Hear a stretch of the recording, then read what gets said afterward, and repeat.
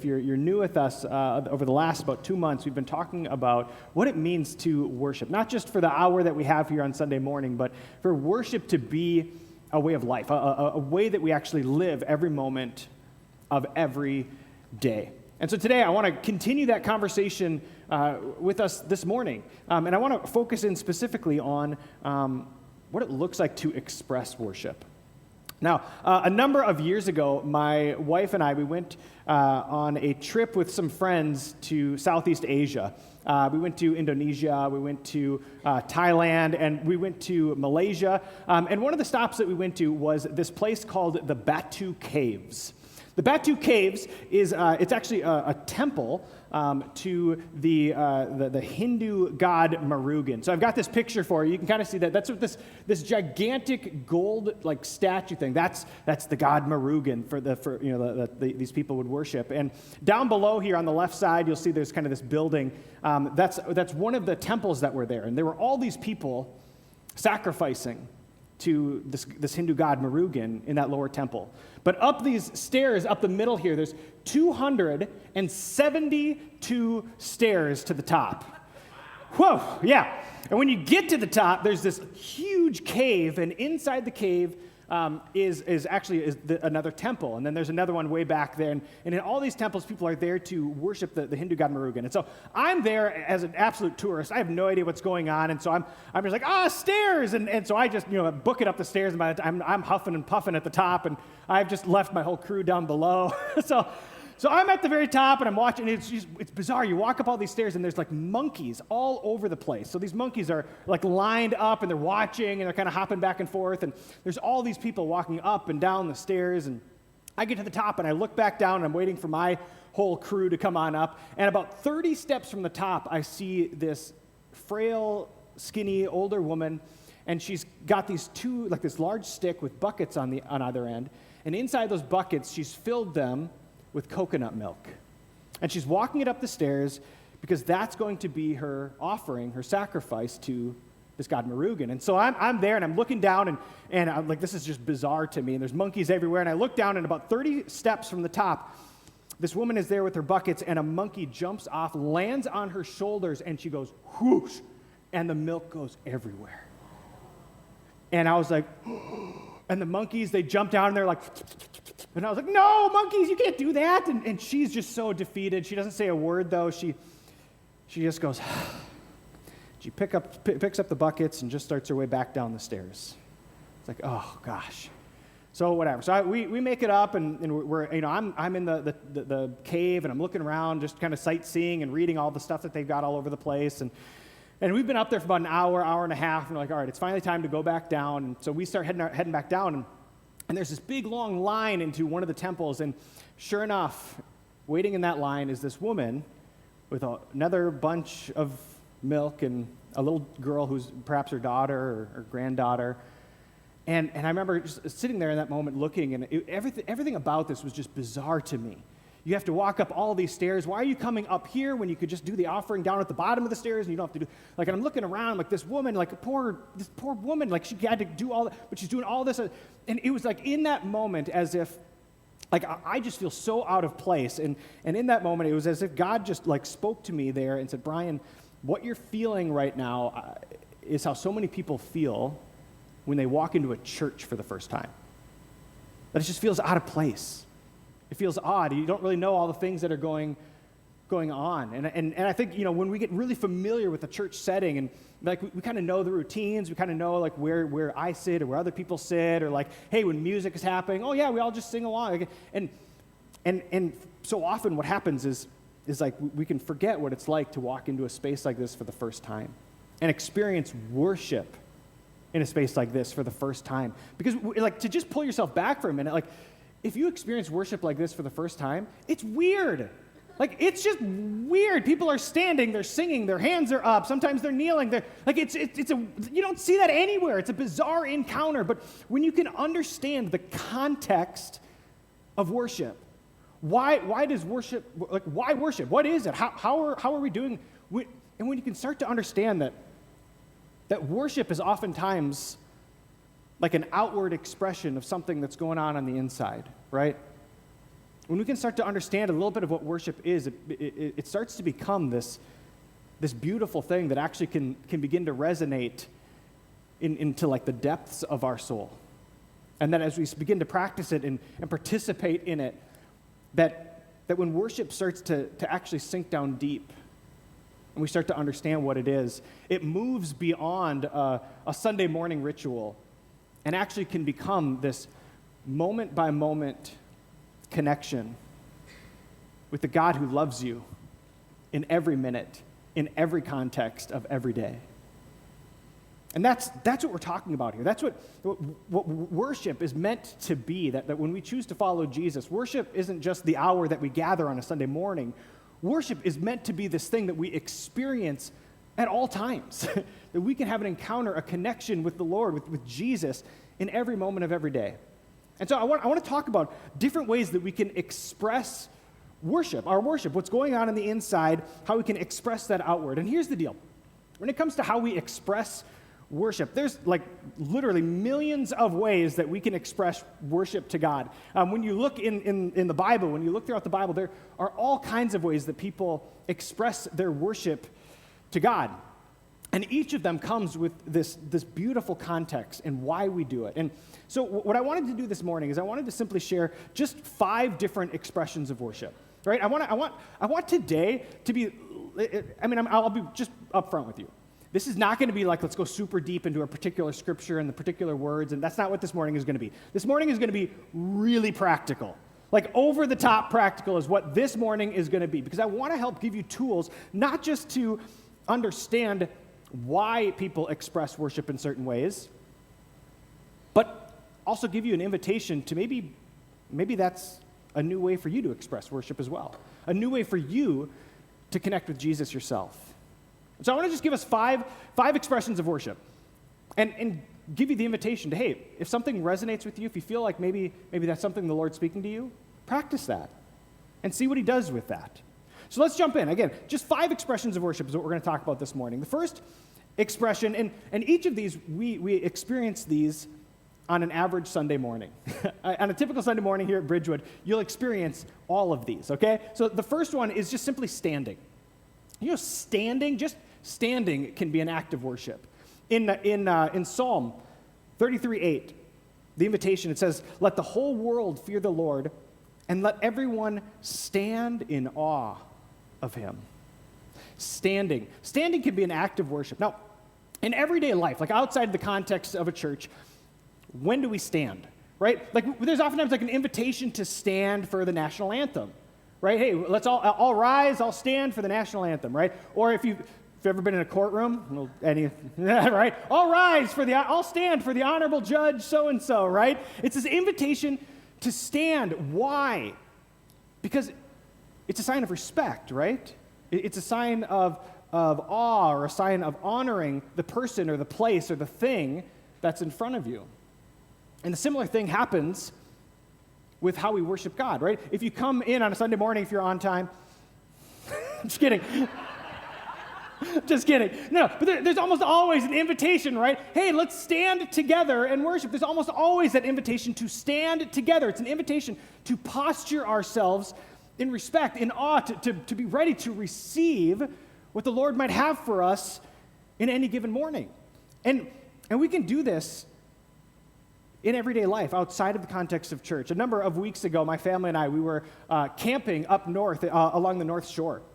And we're out there, we're hiking, and there's one particular place where on Lake Superior, and there's all these just massive rocks. And so we're hiking on all these rocks, just kind of jumping from place to place. And, you know, I'm like the nervous parent, like, okay, don't fall in, don't fall in, don't fall in, don't fall in. But we're jumping from rock to rock, and there's this one particular place where the waves, these massive waves in Lake Superior, would crash up against these massive rocks. And you would have this just boosh of water that just explodes in front of you. And in this one particular place, you could get like the waves would just come boosh right here, and you could stand about this close. And you could just see this thing explode out in front of you. You'd get a little bit wet too. And so I went to go test it out, and I was like, oh, and it happened. And then I was like, okay, you know, boys, you know, my kids, come stand up here. And then my wife stands. And I remember just stepping back and watching them and just seeing this boosh out in front of me. And it was like one of those moments where you can't just sit down at a moment like that. Like, that's not a moment you just go like, oh, cool, and you keep on walking. Like, you can't help but just stand in awe of like this massive, endless lake and these massive waves crashing against these hard rocks and this incredible explosion, and yet it's just this beautiful moment where you just go, wow, God. Have you ever experienced that looking out at a beautiful sunset? Right? If you've ever been to the Grand Canyon and you just look at these like incredible moments, it's this expression of worship where you stand not just out of respect, but in awe of who God is. It's just a moment of recognizing, God, I'm so in awe of you in here, and this is the only way I can bring that out of me. It's just, wow. Standing as an expression of worship. Let's go on to the second one. The second expression I want to talk about this morning is simply music and singing. Right? Hey, right after the invitation, hey, let's stand together and sing, right? And then we sing songs together. In Psalm 47, verse 6, it says, sing praises to God. Sing praises. Sing praises to our King. Sing praises. Do you get the big idea here? Yeah, sing praises, right? Singing, music, dancing, even like clapping and cheering. Like, these are all expressions of worship. Now, again, let's get outside the context of a church for a minute and just think, well, in our everyday life, like, when do we experience these? How about at a wedding?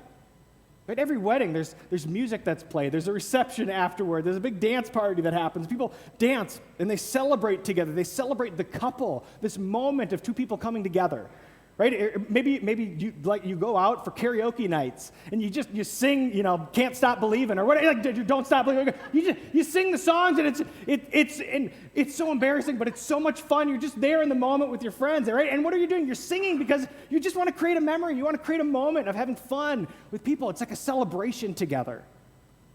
There's other times that we sing too, right? Or even like just clapping and cheering. You've ever been to like a Vikings game or a Twins game, right? And hey, your team scores a run, your team is so far behind, but you're Minnesota fans, so you can't help but still cheer them on, right? It's so. But what are you doing, right? You clap, you cheer, you sing the songs, you do the chants because you're rooting on the player or the team that's in front of you, right? You want to see them succeed. You're celebrating a victory. Or how about another way that we say it? Anybody else, like when you're probably alone in the car, belt out really sad songs? Anyone do that? It's the best. It's the best. Right? You get those sad songs, and you're like, yeah, and the person next to you is looking at you, but you don't care. Like, it's this incredible moment where you like, but what is that? Like, what is it about those moments? You sing those songs because like the words or the melody, there's something about it that just resonates in like the hurt that you're feeling, or the anger, or the sadness that you're feeling, or maybe you're doing it. I mean, for me, sometimes it's just like, man, I just want to feel something, and so you belt it out, right? Music, singing, dancing, there's something that music does in the human heart that nothing else on the planet quite does. You ever felt that? There's something about music that brings your guard down, that allows you to hear things differently or receive things differently, to be in a moment differently than in just even a normal conversation. That music has this way of moving the human heart. And oftentimes what can happen is outside of Sunday morning, right, we can have these moments of just listening to music or hearing something sung or a moment of just needing to celebrate because of what God is doing in here. And it's one of the best ways to bring it out. Sometimes you don't have the words to fully communicate what's happening on the inside, and music can sometimes bring that out of you. I shared this with you a number of weeks ago.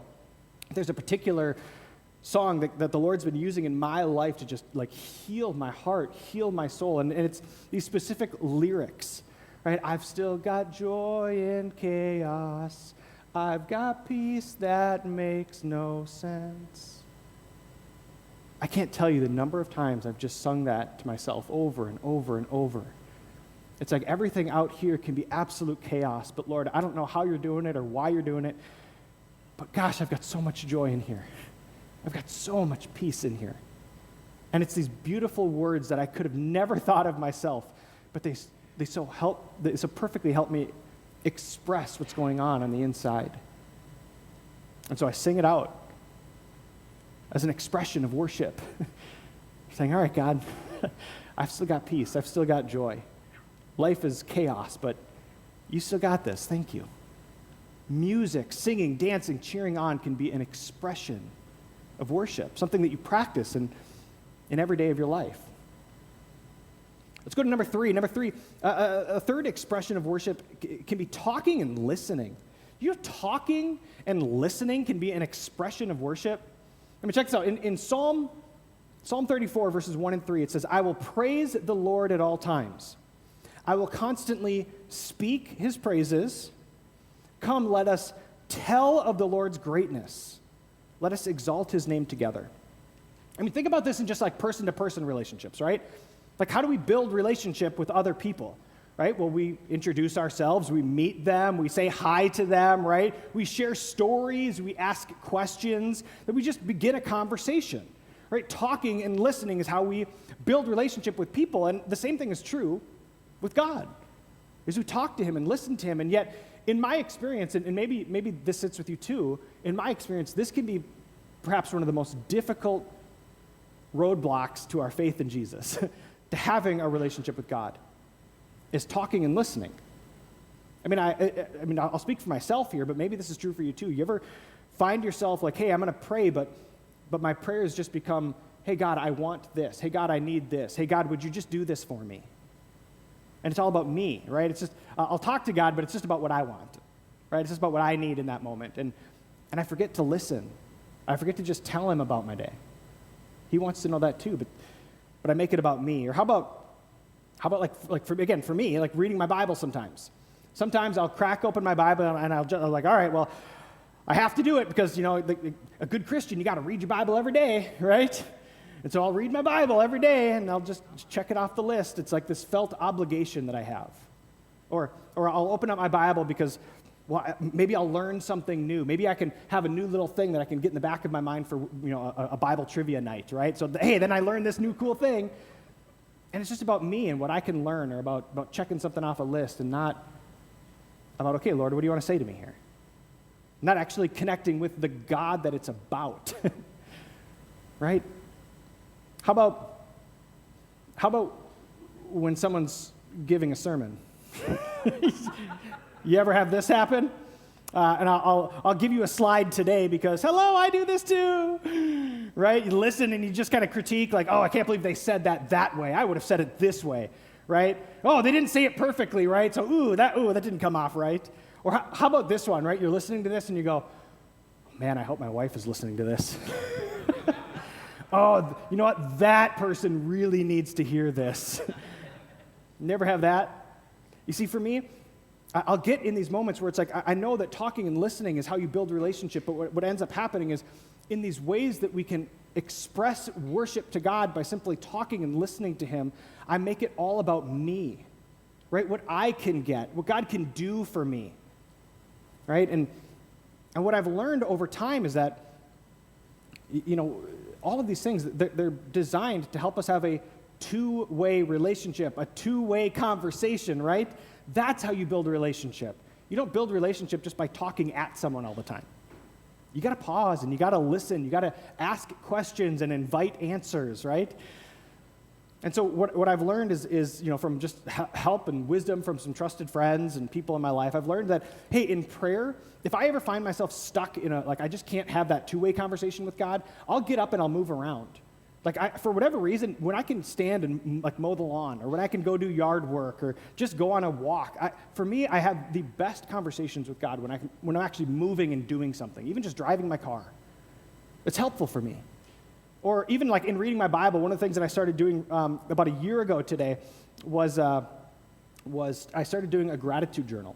And when I say that, it's always like, wow, you do a whole journal? No, that's not what this is. It's literally like a word. That's it.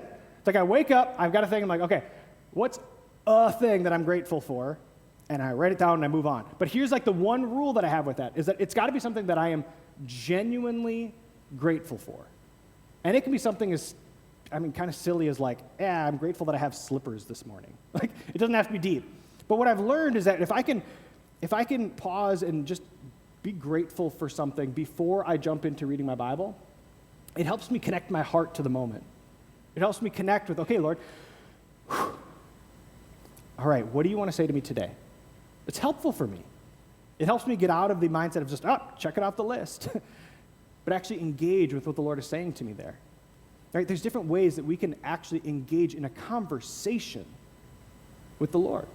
That talking and listening is an expression of worship. It's a way of bringing yourself, laying down, right, offering yourself, sacrificing of yourself and saying, okay, Lord, here's where I'm at right now. What do you got for me? Talking and listening is an expression of worship. The fourth one that I want to talk about is lifting hands. Lifting hands. Again, this is one of those like, hey, when I was new to church, like when I started coming to church and I saw people doing this was weird to me. This is so weird to me. I didn't understand it. I didn't get it. But it's an expression of worship, right? Psalm 63:4.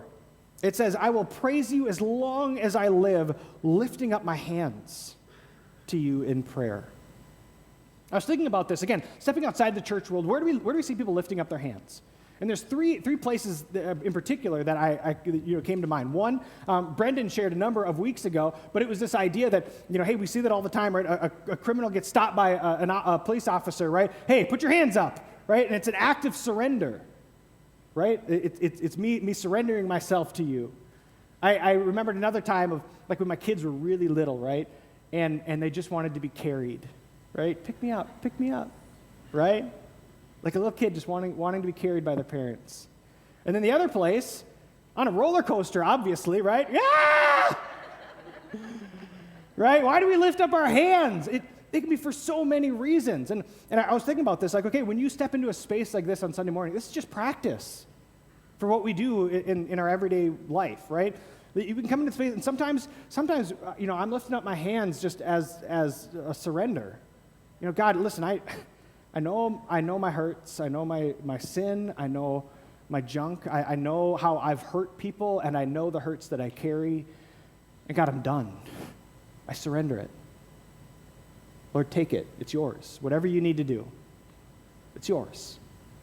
Right? And sometimes like a little kid coming to their parents, it's like, God, I just want to be close to you. God, today I just need a hug. Honestly, sometimes it's like, God, my legs are tired. Carry me, right? My soul is tired. God, carry me for a bit. I need you. I just want to be close to you. And other times, it's just like, yeah! Woo! We're on the roller coaster. Here we go. And I can't help but just lift my hands in joy of like, God, I don't understand this. I don't know why this is what's happening in my life or what, but God, I'm along for the ride. Let's go. Let's do it. For me, one of the ways that I've realized I just impulsively lift up my hands is when I haven't seen somebody in a really long time, and it's somebody that I'm actually excited to see, right? I see them and I go, hey! And I can't help but just do it. It just comes out of me. Like, for me, it's just this natural expression of being excited to see somebody. One of the things I've been practicing early in the morning, when you wake up and you kind of do the morning stretch, what I'll do is I'll just leave my hands up for just half a second longer and put them down. And it's like this, just half a second prayer of saying, oh, God, I'm tired this morning, right? Oh, God, thank you, right? Oh, all right, God, what do you got for me today? And it's just this simple way of allowing God to have access to me. Like, all right, God, here's where I'm at right now to start my day. This morning I woke up and I went, I don't want to do today. Little insight to how I'm feeling today. But that's how it is, and it just begins this conversation with God. Like lifting up your hands, it can be a simple expression, a simple invitation to say, all right, God, you got access. Whatever you need to do. Right? It's an expression of worship. The last expression of worship I just want to invite us into is kneeling and bowing. Kneeling and bowing, I'll be honest with you, for me, it's been a real long time since I've engaged in this. But on a Sunday morning, we'll see this sometimes, right? People will kneel down. Maybe you've knelt down, you've bowed, right? Oftentimes, you kneel down and you see somebody put their face down like this. They bow, right? Kneeling and bowing can be an expression of worship. In Psalm 95:6, it says, "Come, let us worship and bow down." Right? Let us kneel before the Lord our Maker. Kneeling and bowing. Have you ever heard the saying, right? Humility is not about thinking less of yourself. It's just thinking about yourself less. Right? That's what kneeling and bowing is about. It's this expression of humility. My kids just started Taekwondo a couple weeks ago, and yeah, they're officially third-degree white belts. What up? Yeah, so that's exciting. But they started Taekwondo, and they went and Master Kim, their teacher, their instructor, the first thing he taught them, he's like, hey guys, welcome to the class. The first thing he taught them was the importance of bowing. In Taekwondo, when you enter the gym for the first time, you bow to the flag, you bow to the master's office, you bow to the master, you bow to the instructors, you bow to each other, you bow before you go onto the mat. What he was teaching them was that bowing is such an important practice in Taekwondo, because what bowing is it's this expression, this acknowledgement that there is something or someone greater than you, someone that's more advanced than you, right? You walk in and you bow to the master, because they're higher than you are. They're better at this than you are. They're more advanced than you are. And when we bow, when we kneel, it's not like this, oh, woe is me, I'm scum, I'm just the scum of the earth, I'm just a worm. It's not that, right? And like that's insulting, right? You're not that. You're so much more than that. Like, you're created in God's image. Are you kidding me? Right? It's not this making oh, woe is me. It's this simple acknowledgement that's like, listen, I'm part of something bigger. Like, there is something greater than I am here. And it's this simple act of physically lowering yourself, saying less of me and more of you. Right? That's what bowing and kneeling can be in worship. It's just the simple way to posture your body to say, all right, God, maybe I'm feeling really arrogant, maybe I'm feeling really prideful, or maybe I just want to acknowledge, God, your goodness and your bigness. So you know what? Less of me and more of you. But you know what the most beautiful thing about my kids bowing to the master in Taekwondo is that the master bows back. They didn't deserve that. There's nothing that they've done to earn the master bowing back to them. And yet, in this simple act, the master acknowledges their worth and their value too. You see, that's what worship is. That's what happens in worship. We don't come to worship to get, it's all about me. We come to worship to give, to say, all right, God, here's me, just as I am. Good, bad, or otherwise, here's me. And Jesus takes that. He receives our offering. He receives our sacrifice of us, and he gives us his in return. That's the beauty of worship. That we bring all of ourselves, as much of ourselves as we can in any given moment, and say, all right, God, you got access. Here's me. And Jesus receives that and says, and here's me too. This morning, we get to take communion together. And communion is this beautiful expression of worship that we get to participate together in. That in communion, what we do is we come and we receive the bread, we receive the wine or the grape juice, right, as an expression of Jesus' blood and body. And what do? We come to the table, we come to communion, and we say, all right, God, here's all of me. Here's my sin. Here's what I don't like about me. Here's the ways that I've hurt myself, I've hurt others. And I lay it down. And at the same time, Lord, here's all of my joy. Here's my victories. Here's the things I want to celebrate with you, and I lay those down too. And when we surrender those, Jesus meets us in that moment and says, and here's all of me too. All of your sin, all of the things that you don't like. Listen, all that is forgiven. It's already forgiven. Receive it. And we say, okay, but Lord, here's all my joy. Here's all my victories. And he goes, great. And you have new life. You have a new identity. Now live in it. Keep living in it. You got this. And it's like Jesus cheers us right back on. So this morning, as we prepare to receive communion together, I want to extend a simple invitation this morning to say, what of you are you ready to surrender and give access to Jesus today? You know, for some of you, maybe you've never done this ever before. You've never given Jesus access to you. And this morning, maybe it's the first time in your whole life that you're going to say, Jesus, I'm giving you access. I give you my life. I give you as much of me as I can. Maybe for others of you, You're at a place where you're like, all right, I need to re-surrender a piece of me to Jesus. So Lord, here's my addiction. Here's my hurt. Here's my grief. Lord, here's my joy. And it's time to surrender, to offer that to Jesus too. And the beautiful thing is that no matter what you bring to Jesus, he meets you in that moment and gives you all of him right back. So this morning, that's the invitation. Would you bring yourself to communion? Offering all of you, as much of you as possible, to Jesus. And say, Jesus, whatever you need to do, it's yours. Let me say a prayer for us. As we do, I want to remind you, as Grant shared this morning, if you're new with us, when we receive communion together, you can come up as a family or as a group or maybe with complete strangers. And you can come to either of the tables on either side, and you give communion to each other, right? This is the body of Christ broken for you. This is the blood of Christ shed for you. And say a prayer over each other. If you're comfortable with praying with each other, we'd love for you to pray with one another. And then you can just go back around and return to your seats. But in that moment, would you meet with Jesus together? Lord, I thank you so much. I thank you that in the moments where I can't give you all of me, you still meet with me. You still receive everything that I can give, and you still give all of yourself to me. Jesus, I'm so thankful. I'm so grateful for you. This morning, Jesus, we come to you and we say, here's my life. You've got access. For some, it might be for the first time in a long time, Jesus, you have access again. For others of us, Lord, I'm bringing to you something maybe I haven't brought to you in a long time. But Jesus, this morning we give you access. We're listening. And we're asking the question, Jesus, what do you want to say? We're open.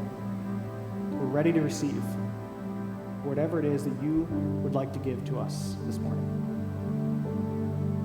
Lord, we love you, and we thank you that you meet us in every moment of every day. And would you be with us? Would you do that for us now?